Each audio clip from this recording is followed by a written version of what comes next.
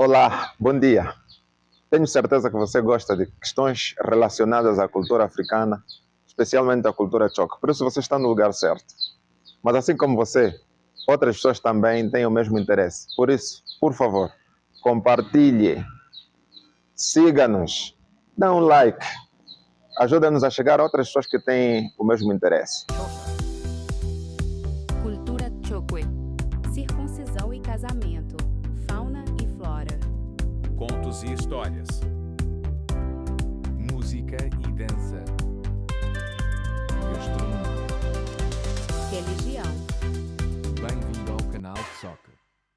Seja bem-vindo ao Chota Chami, canal específico para a cultura Chokwe. E hoje eu trago um provérbio, segundo o qual Luigi Keshikuiva, Mwendo Kawenyi, Yahenga-henga. É mesmo isso. Luigi Keshikuiva, Mwendo Kawenyi, Yahenga-henga.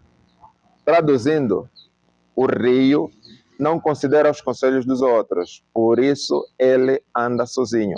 E por andar sozinho é torto, não tem uma linha reta. O leito de um rio nunca é reto.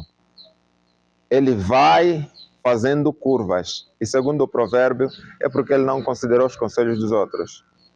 A interpretação é que nós, os seres humanos, as pessoas, precisam considerar, precisam ouvir os conselhos dos outros, se quiserem andar numa linha reta, se quiserem ter um bom comportamento, se quiserem ter uma característica aceitável em sociedade, precisam acatar e considerar os conselhos dos outros, senão serão como o rio, que por andar sozinho é torto. Luigi Keshikuiva, Mwendo Wenyi, Yahenga-henga.